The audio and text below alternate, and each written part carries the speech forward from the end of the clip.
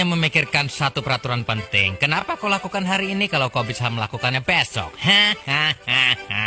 Bercanda, bercanda.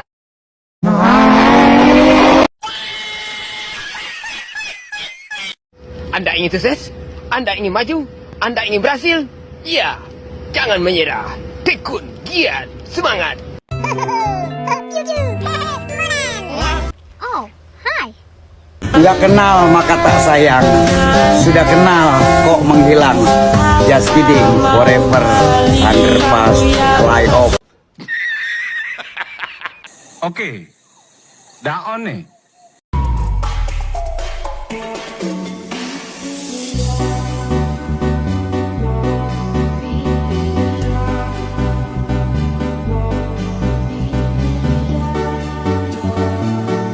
A few moments later.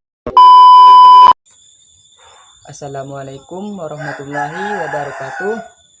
Pertama-tama mari kita panjatkan puji syukur kepada kehadirat Allah Subhanahu wa Ta'ala yang mana telah melimpahkan rahmat dan hidayahnya kepada kita semua hingga kita semua diberi kesehatan hingga saat ini.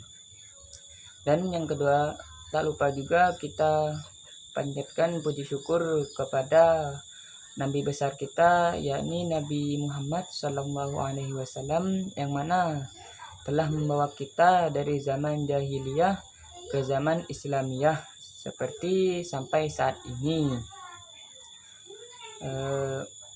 Dan tanpa berlama-lama langsung saja kita mulai. Saya di sini akan menjelaskan tentang mengenai kasus korupsi dana desa yang berada di Desa Talang Renah, Kabupaten Bengkulu Utara, yang mana melibatkan dua pejabat desa, yakni kepala desa dengan inisial SA dan sekretaris desa dengan inisial GW. Mereka diduga melakukan penyelewengan dana dari anggaran pendapatan desa dan belanja desa yang mana mereka gunakan untuk kepentingan pribadi mereka. Kedua tersangka tersebut ternyata ayah dan anak yang mana yakni masih dalam, bisa dikatakan dalam satu keluarga. Kedua tersangka tersebut dijerat dengan pasal 2 ayat 1 dan pasal 3 Undang-Undang Tipikor yang dapat mengakibatkan hukuman penjara minimal 4 tahun hingga maksimal 20 tahun serta denda hingga 1 M. Polisi juga meminta dokumen-dokumen penting sebagai pendukung barang bukti untuk kasus tersebut. Dari berita tersebut, jika dilihat dari sudut pandang politik, memiliki beberapa poin-poin penting. Yang pertama yakni komitmen pemerintahan dalam pemberantasan korupsi, yang mana langkah tegas pemerintahan Prabowo Subianto dalam memberantas korupsi memperkuat legitimasi pemerintahan di mata rakyat. Tindakan ini menunjukkan bahwa korupsi tidak hanya dilihat sebagai masalah hukum, tetapi juga sebagai ancaman terhadap stabilitas sosial dan ekonomi masyarakat. Dan yang kedua yakni masalah dalam desentralisasi dan pengawasan. Kasus korupsi ini menunjukkan kelemahan dalam sistem desentralisasi dana desa yang seharusnya digunakan untuk pembangunan. Sering kali disalahgunakan karena lemahnya pengawasan, dan kita juga sebagai masyarakat desa juga harus membantu para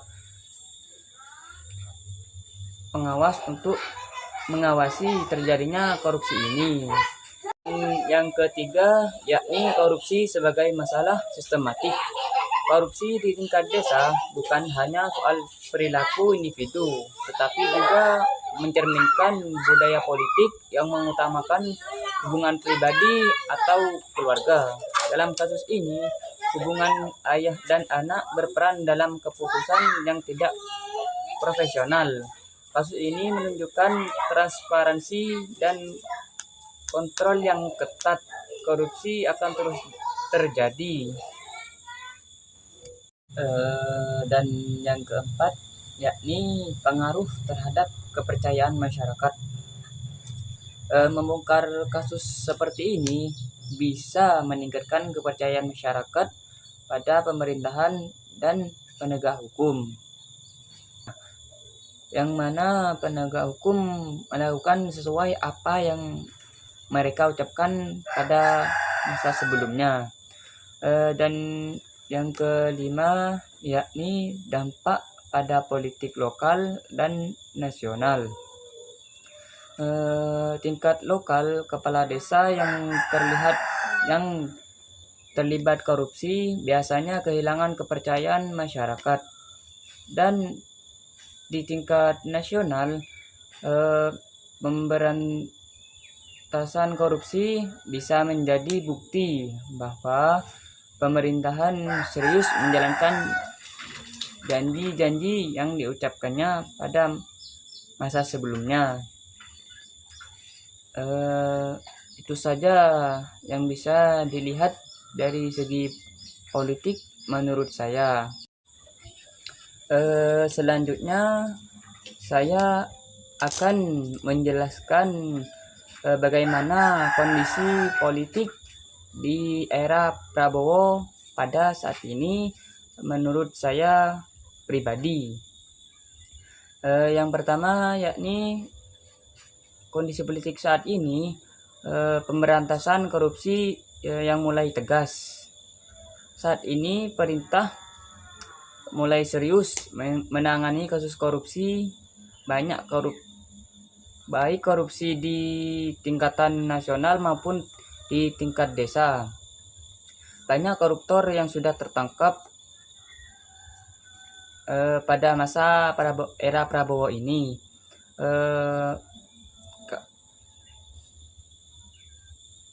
Ini menunjukkan bahwa pemerintahan ingin membersihkan sistem-sistem para korupsi yang semakin banyak di era sebelumnya.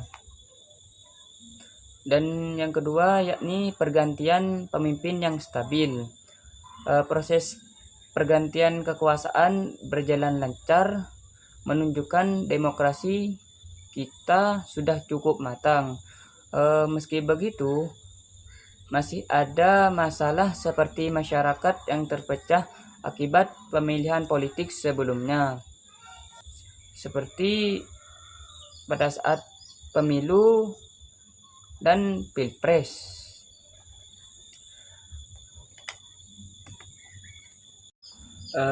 Dan yang ketiga, yakni masalah kesejahteraan yang belum tuntas. Walaupun ada perbaikan di beberapa sektor, masalah seperti harga barang yang mahal, pengangguran, dan akses pendidikan yang masih menjadi tantangan besar bagi para pejabat. Dan yang keempat, yakni peran anak muda dalam politik. Saat ini banyak anak muda yang menyuarakan pendapatnya. Banyak anak muda yang menyuarakan pendapatnya, terutama lewat di sosial media. Namun masih banyak para pemuda yang tidak peduli terhadap politik karena kurangnya kepercayaan mereka kepada para pemimpin mereka sendiri. Dan yang kelima, yakni kritik terhadap demokrasi di Indonesia. Di Indonesia memang disebut sebagai negara demokrasi besar, tetapi praktiknya masih ada kekurangan. Misalnya partai politik yang belum banyak mendidik kader yang kompeten, dan masyarakat seringkali hanya terlibat saat pemilu tanpa memahami politik secara mendalam. Baik, dan yang keenam yakni peran partai politik. Partai politik sangat berpengaruh dalam menentukan arah kebijakan negara, yang mana saat ini partai-partai besar bekerja sama dengan pemerintah, tetapi oposisi atau pihak yang seharusnya mengawasi pemerintah dianggap kurang kuat. Dan yang ketujuh yakni masalah politik daerah. Di daerah pemerintah lokal masih banyak masalah seperti korupsi dan tata kelola yang buruk. Salah satu contohnya ialah kasus penyalahgunaan uang dana desa, yang mana menunjukkan kurangnya pengawasan terhadap kepala desa dan pejabat setempat. Jadi secara keseluruhan menurut saya pribadi, kondisi politik di Indonesia saat ini di era Presiden Prabowo Subianto yakni sedang berkembang. Baik, itu saja penjelasan yang bisa saya sampaikan. Jika ada kesalahan kata dalam saya berbicara, mohon dimaafkan dan dimaklumi. Dan jika ada yang tersinggung dalam perkataan saya kepada siapapun, saya memohon maaf yang sebesar-besarnya. Baik, saya tutup video kali ini. Wassalamualaikum warahmatullahi wabarakatuh.